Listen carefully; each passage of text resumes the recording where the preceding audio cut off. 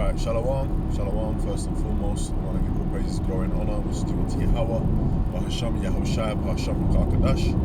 Double honors as always to our apostles, bishops, and elders that great Muslim of the world, talking this truth. And Shalom to the Lord's elect, starting with 144,000. Yeah, man, I'm gonna just get straight into it. You know, you've had Davos, by the World Economic Forum, and different speeches given by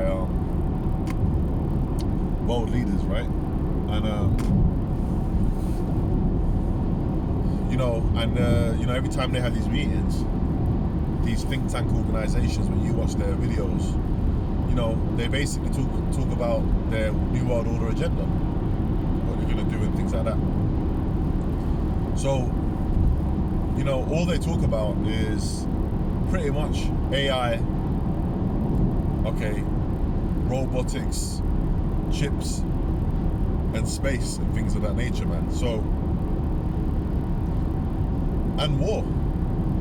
That's the things that they're talking about. You know, it says in Revelation, the 6th chapter and the 4th verse, that the red horse, you know, I'm roughly paraphrasing, the red horse will take peace from the earth.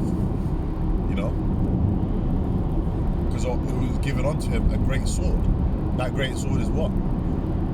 Ultimately, it's the missiles, which are the missiles will be shot in World War III. Okay, the thermonuclear destruction that's coming. Okay, you got the ICBMs, which is the intercontinental ballistic missiles. Okay, you got different nations who have access to that technology. Okay, like for example, India. I use India as an example, right? At one point, they were under the British Empire rule, and you know, bringing in different spices and things of that nature. And now they've got what? Missile technology, which they work with these different Western countries.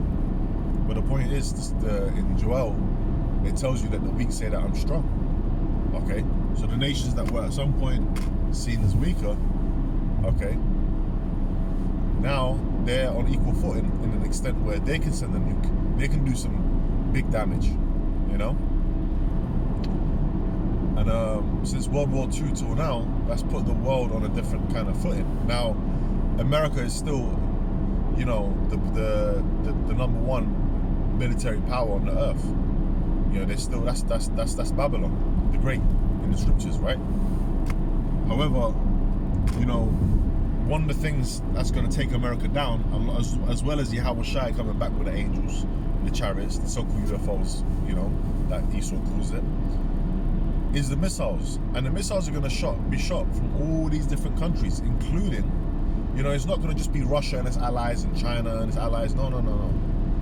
It's also going to be NATO allies, European Union allies, you know, different countries like the UK, Germany, France, you know, they're going to do some damage. Now, that's in Revelation, the 17th chapter and the 16th verse, where it says that these shall hate the whore. Okay, talking about the EU allies. Okay, these shall hate the whore and burn her with fire. Okay, the whore being what? America, which rideth the beast. Okay, the beast being what? EU and NATO, that power structure, which America is part of NATO. Now, you know, years back, you know, the UK is always known for having a special relationship with America. Okay, they always be pushing that.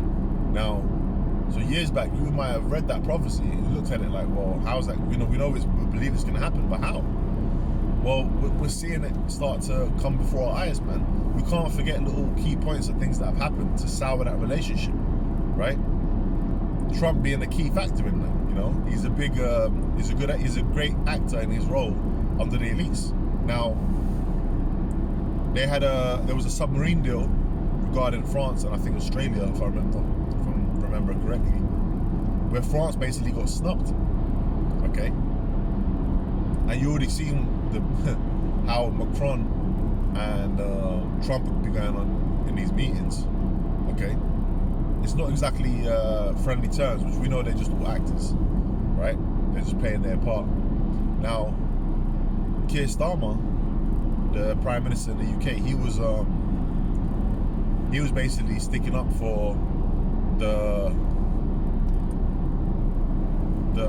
military men and women that died in service to the war in Afghanistan. Okay, so people in the news and media, they keep talking about the special relationship. Is it going to be able to be held? This and that, but it's getting soured. Okay, Trump's making crazy remarks, and it's all part of prophecy. We're seeing these prophecies come to pass. Okay, I remember there's another prophecy, right? In Ezekiel the 38th chapter, it talks about Gomer, okay, being one of the allies of Russia. Now, that's talking about Turkey. Now, my family's from Turkey, so they're constantly watching Turkish news. And I remember years ago when I first kind of the truth and I learned that prophecy. Excitedly, you're young, I was telling my dad, Turkey are going to side with Russia, they're going to nuke America, they're going to be against America, and this and that. And he was like, no, that's not going to happen. He was like, Turkey is America's lapdog. Okay? But then little things happen to sour that relationship over time. Okay? They still act like, which Erdogan does play both sides. Okay? Supposedly on the surface, he plays both sides, caters a little bit to Putin, caters a little bit to Trump. Now, certain events change that though, when you really pay attention. For example, the S-400 deal, okay? There was problems with, I think, the schematics or the blueprint. Certain information wasn't being given by America in the deal, so they went to Russia for the S-400s. America weren't happy about that, okay? Then they also downed a Russian plane over Turkish airspace. Do you think they just did that willingly? They just was allowed to do that? No, America gave them the backing. You could go ahead and do that, okay? And who had to take the rap for it? Turkey. They had to apologize to Russia, right? So little things have happened to sour that relationship, but to push that thing towards Russia being the more the ally of Turkey, okay? And that's going to be pushed more and more and more over time. So that's one prophecy. Okay, I'm using that as an example. The same thing has been happening with the Revelation 17 and 16 prophecy. Okay, we're seeing these prophecies play out. When Elon Musk is talking about AI and 5G and robotics and things like that, that's the miracles on the left hand side. Okay, the devil's working miracles. That's in Revelation, and it's talking about Revelation 13 and 16 on down. Okay, which is talking about the mark of the beast, the implantable chip. That's the key.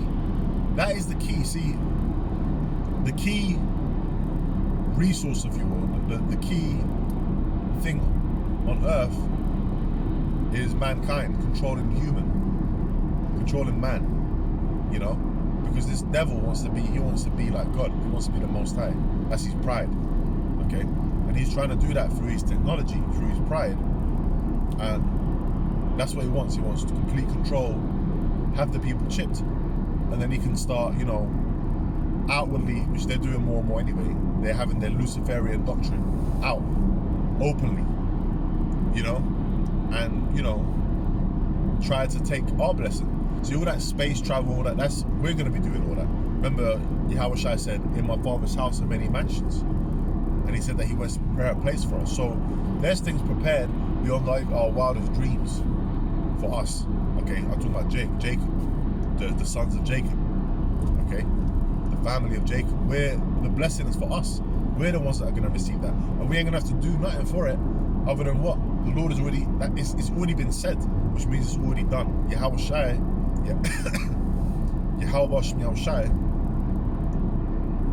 has already promised that, and the word does not go out void. So we're going to receive all that, man.